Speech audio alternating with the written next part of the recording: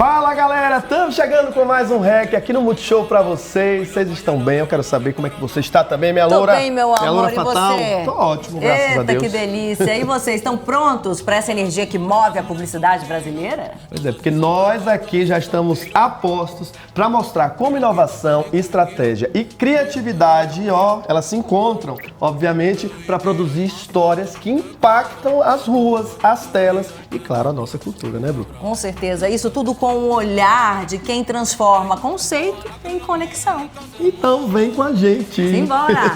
Dá o REC!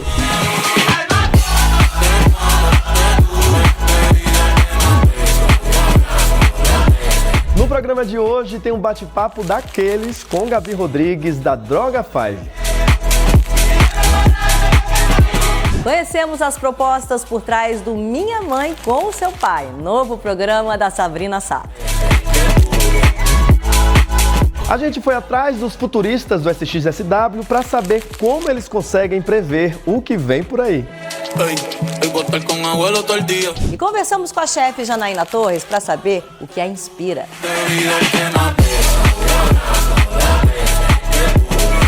A Droga 5 São Paulo é conhecida por seus posicionamentos modernos, abordagens criativas e campanhas impactantes, né não? Mas o que está por trás de tudo isso? Além Lins foi até a agência e conversou com a Gabi Rodrigues e a gente confere agora. Meu nome é Gabriela Rodrigues, eu sou Chief Impact Officer aqui na Droga 5 São Paulo. Estou aqui no REC delas para contar um pouquinho das coisas que o currículo não conta. Yeah, we ain't talking to your dumb ass. You could be a millionaire and still be a bum ass boy. I've been in a dream, I've been on a team. Okay, look, while I work so hard. Quando eu falo Chief Impact Officer, eu acho que ninguém entende direito, né? E tá tudo bem não entender, acho que essa é a primeira coisa que vale dividir. A gente criou esse cargo porque ao longo dos quase 10 anos de agência, a gente começou a trabalhar com muita marca, desenhando propósito, desenhando plataforma de legado, e a gente percebeu que precisava parar para fazer as coisas com tempos diferentes, profundidades diferentes, alocações de times diferentes, e a gente criou essa posição para ser a posição que consegue olhar para isso de uma forma profunda, com o tempo e com a estrutura que é ideal, né, para ser uma coisa tão séria, tão importante para as marcas.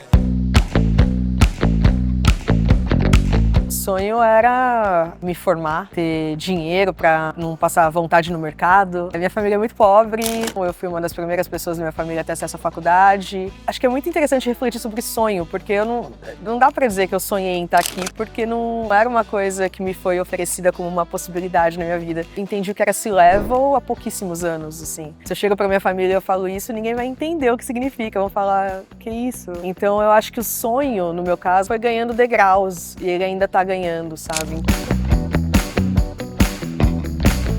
É muito interessante quando eu olho a minha jornada de impacto e vejo um pouco do momento que a gente está vivendo em sociedade também, com o retrocesso. Eu acho que a primeira coisa é que a gente tem que olhar para a discussão não como uma discussão publicitária, também não é uma discussão nova. A gente já viveu ondas de retrocesso várias vezes na história, assim. Então acho que é um momento da gente se aprofundar, entender historicamente em que momento a gente está dessa onda que vem e volta, e também quais são os nossos não negociáveis. Assim, a gente está perdendo muita coisa pelo caminho, acho que todo mundo está acompanhando, mas a gente está separando também, como diria minha avó, o joio do trigo, né? A gente consegue ver quem de fato está comprometido, tem ali no seu DNA de propósito, de marca. Então acho que é um momento da gente ficar alerta e entender que a sociedade não mudou. A gente está tendo essas discussões, mas os problemas continuam aqui, muitos deles piorando. Então a gente continua tendo cenário de fome, cenário de crise ambiental, cenário de racismo, cenário de todas as policrises que a gente fala continuam vivas, né? Não é que elas sumiram. Então seria simplista demais achar que essas discussões vão sumir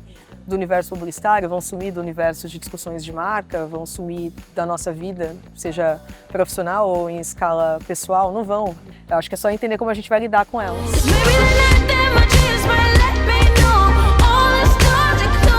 Eu estava trabalhando uns anos atrás em outra agência, na Wieden Kennedy, e eles têm um projeto lá chamado Os Kennedys. Enquanto eu estava nesse projeto, eu ainda não me entendia como uma mulher negra. Por todas as questões, né? Eu tenho uma passabilidade, minha pele é um pouco mais clara, meu cabelo é cacheado, não é crespo. Então, eu me entendia num limbo identitário, mas eu não me nomeava como negra. Assim, não tinha esse conhecimento, sendo bem sincera. Nesse projeto, eles chamaram jovens periféricos, né? Eles chegavam numa festa. E aí chegou um menino, pôs a mão no meu ombro, assim, um menino negro, falou: "Bom te ter aqui." e saiu. Eu falei, claramente me confundiu com alguém. Eu tenho um rosto comum, todo mundo fala. Passa meia hora, a gente comemorando e tal, aí na pista, dançando. E aí veio uma outra participante, no mesmo dia, falou no meu ouvido, tá vendo? Não adianta fugir, tá no sangue. Aí eu falei, sei lá o que tá acontecendo. Dias depois, esses participantes se juntaram, me chamaram num canto e falaram assim, amiga, você se considera negra? Aí na época eu não tinha letramento, eu falei, veja bem, não sei. E depois desse dia eu fui entender a questão do colorismo, de nomenclaturas raciais. Eu falei, nossa, eu sou uma mulher negra. Então, nesse momento eu me vi como uma mulher negra, lésbica, que até então eu já entendia o que significava, né? Só que eu tava num cargo de começo de carreira. Naquele momento eu tava tipo, meu Deus, eu preciso aprender a fazer isso, eu preciso pagar esse boleto, eu preciso conseguir morar mais perto, porque eu tô gastando 2 horas no transporte. Eu tinha tanta coisa na minha cabeça, assim, que eu ainda não entendia a responsabilidade de ser quem eu era nessa posição.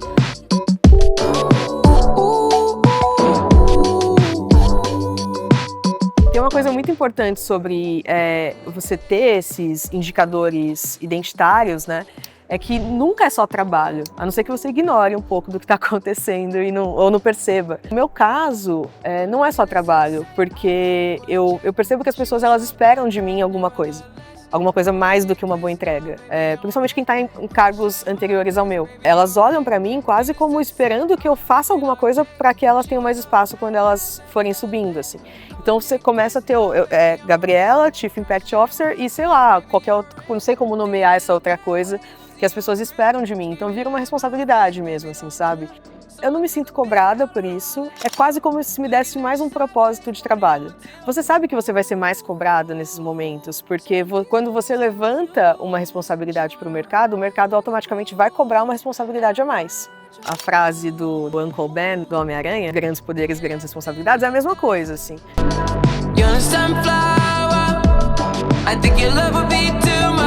Mas tem um lado também, que é o que eu acho mais interessante, que isso te puxa pra frente. É quase que faz com que você lembre o tempo todo que não é só trabalho. Tem muita gente que critica tudo isso que eu tô falando, né? Que é mimimi, que tá passando a moda. Eu gosto muito de uma frase que o Simi, aqui o fundador da agência, ele tem, que ele fala que um dos erros nossos é tratar a urgência como tendência. Passa um tempo, já deu esse assunto de diversidade e inclusão, isso é tão 2020. Não, não é, gente. Não vai passar.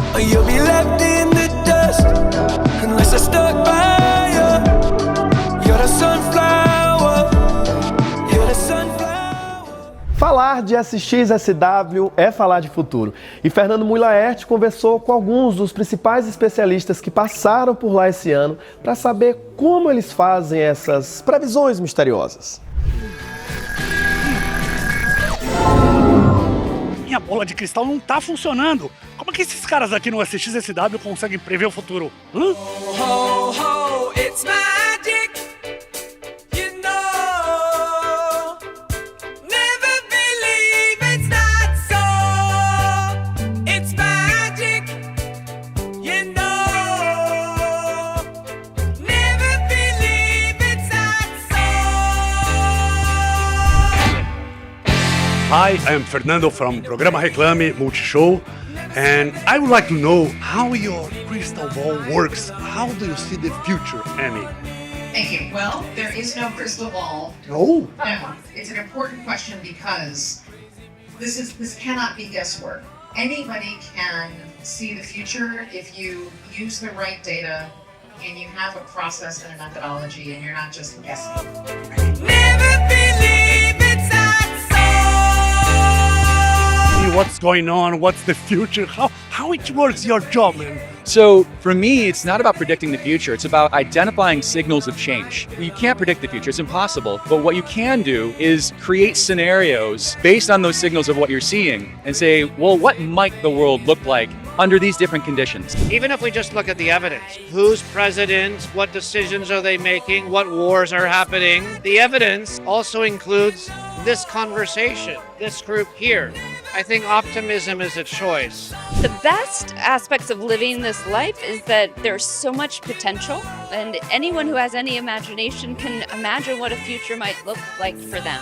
And so there's all of these possibilities. What might be possible in terms of innovations in healthcare, innovations in technology, and in terms of how our lives will be improved.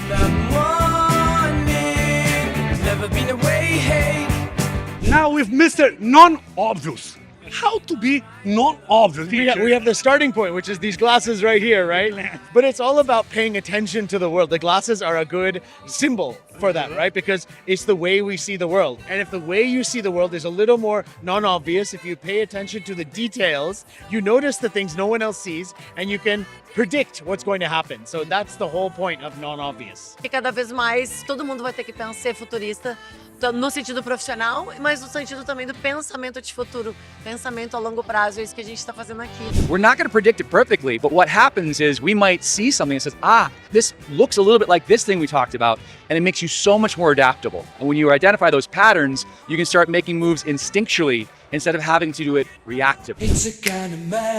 E com tanta mudança acontecendo rapidamente no mundo, como é que a gente deve agir? Like it's harder and harder in some ways to really unplug. We feel the need to stay in touch, and some of that is staying in touch with our friends, but a lot of it is just the dopamine, adrenaline high that we get from addiction to these media sources. We have to just be more and more intentional about that, I think, and put things in place that, set the phone aside, tell people I won't be responding for today.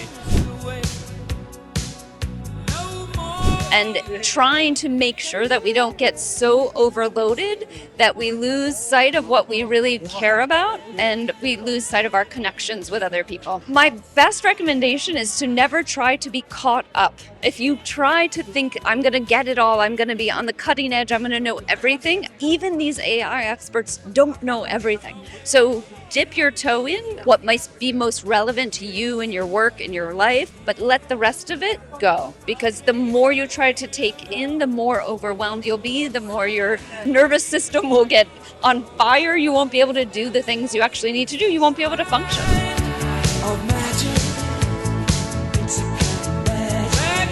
What we're seeing here, São Paulo House, South by Southwest, would not be happening without the internet. I like to think about that as the positive outcome. The best outcome is that humans are more connected than ever, and we can start to act and realize the kind of world that we want as this collective, like the organism that is humanity.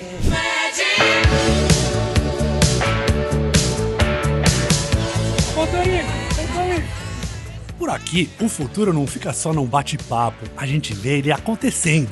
Nas ruas, as pessoas enlouqueciam com o carro autônomo. Era só chamar no aplicativo que vinha o carro te buscar, sem motorista. Estamos indo pra casa hoje, né, gente? E aí, teria coragem? Enquanto todo mundo discutia sobre o problema de trânsito nas grandes cidades, uma solução estava rolando. O carro voador já é real. Bom, não é bem um carro. É esse drone aí que pode levar por enquanto uma pessoa. E esse aí, você teria coragem de voar? Sem contar os robozinhos, né? O robô cachorro, que era um amor, e tudo mais. Aqui em Austin, o futuro já chegou. E infelizmente eu descobri que ninguém tem bola de cristal. Ai, eu queria tanto uma. Quem sabe um dia, né? E é isso aí. Eu vou ficando por aqui, mas logo mais eu tô de volta com alguma matéria bacana, divertida, aqui no programa REC. Fechou? Aquele abraço e até o próximo.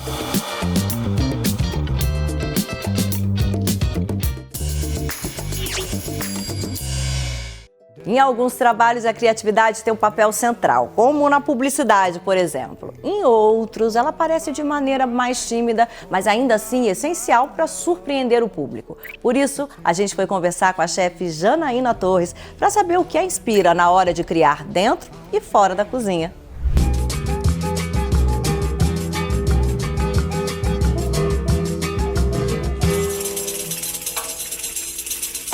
O telefone tocou. A minha maior inspiração hoje para criar pratos, criar nomes de restaurantes é a vida cotidiana.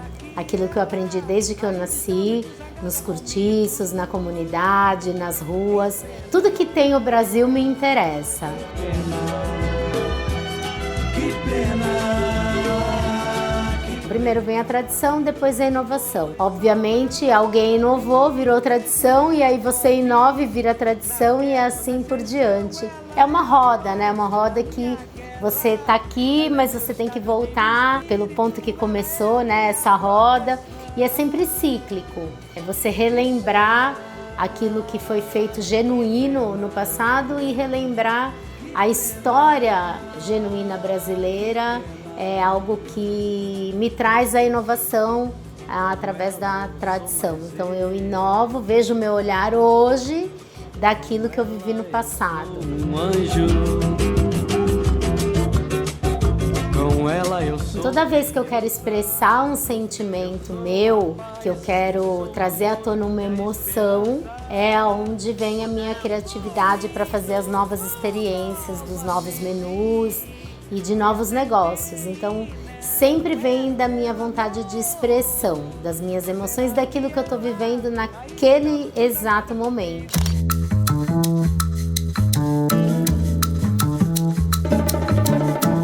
O que é mais importante para mim é a união entre o alimento, a identidade cultural de um povo e como que a gente vai aproveitar esse momento que as pessoas estão sentadas, se alimentando de um ingrediente e conseguir com isso passar algo que seja único, que seja também fascinador, no sentido dela não esquecer a história que nós estamos contando.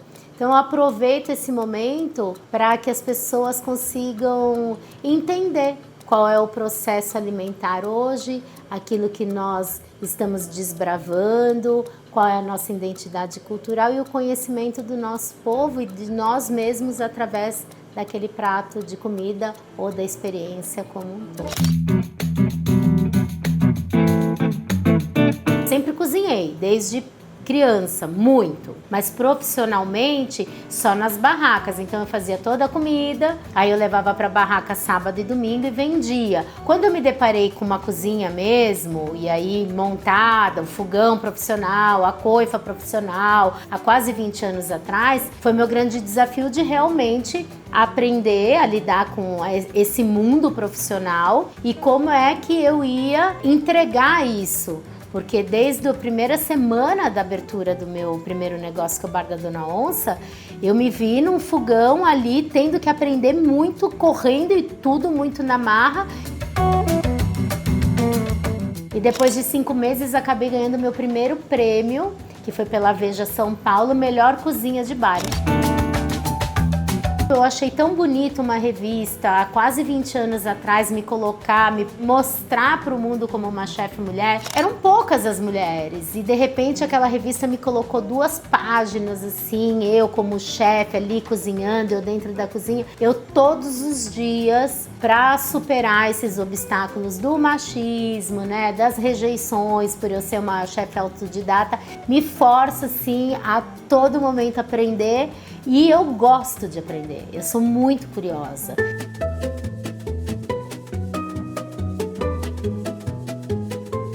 Eu gosto. Se eu gosto, eu estou satisfeita com aquilo que eu estou fazendo, eu estou feliz, eu daria para milhões de pessoas comerem isso aqui que eu fiz? Será que as pessoas vão gostar? Eu acho que vai gostar. Então eu coloco nos meus restaurantes. Então acho que esse também é um dos meus, vamos dizer, segredos, né? Eu cozinhar para mim mesma, o que eu gosto de comer para fazer as outras pessoas felizes.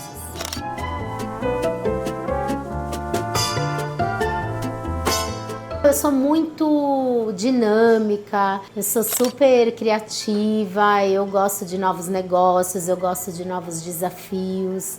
E novos mesmo, assim, como é que eu vou criar coisas novas que as pessoas tenham interesse de conhecer para eu contar essas histórias que eu tanto gosto de contar. Então, eu tenho um projeto que é todo do Brasil, que ele traz a cultura, traz o entretenimento, traz muita coisa, mas vai ser um projeto muito demorado, que eu vou fazer com bastante calma. E tem um que é um pouco menor, que é um resgate da minha história lá de trás. Esse sai em 2025, vai ser bem interessante, que é um resgate que todo mundo vai gostar bastante. De eu estar resgatando uma história lá de trás do passado. Vai ser bem bonito esse projeto. Dança, todo mundo samba e ninguém se cansa.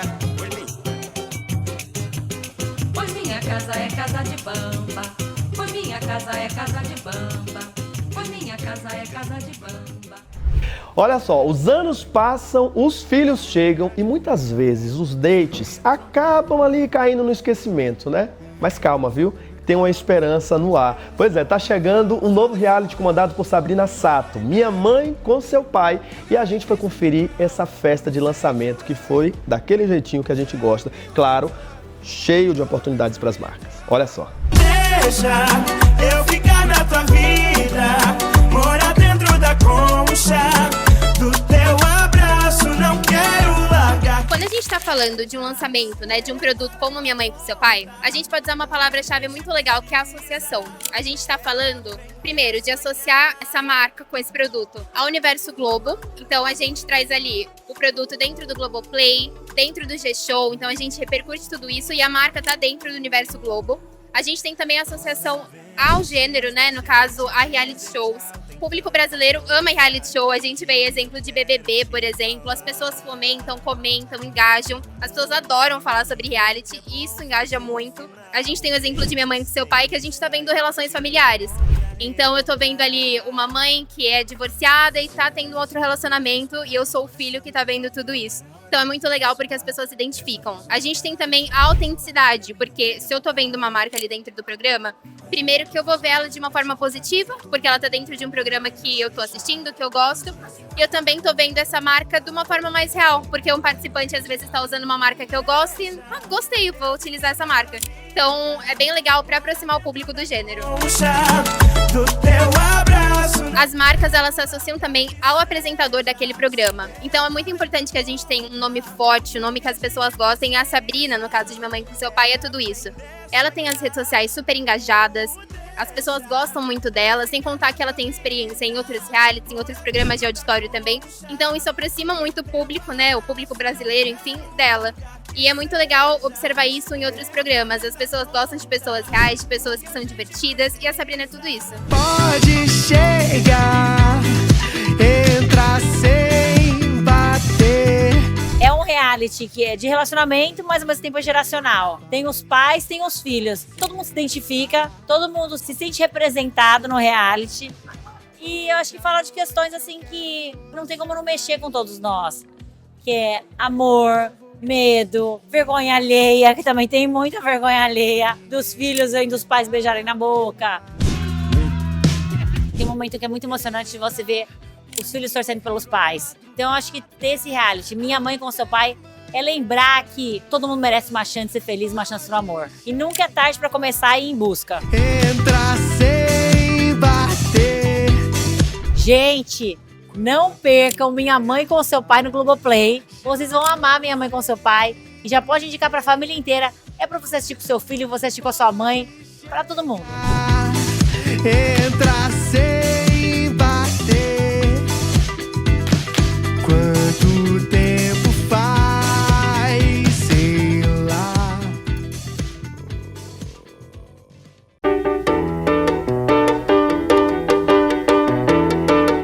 Ai, Alen Lins, é isso, acabou, amigo. Quem lhe disse que acabou? Eu não vou embora daqui, ninguém me tira daqui. Que isso, hein? Eu não vou embora.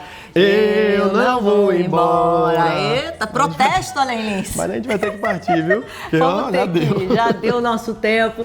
E o que eu mais amo no REC é justamente o fato da gente sempre celebrar a criatividade que transforma ideias em mensagens. É verdade. E é muito interessante também falar que a publicidade, ela segue provocando a gente a olhar o mundo de uma outra forma, né, Bruno? Isso é muito importante. Isso é o mais bacana, né?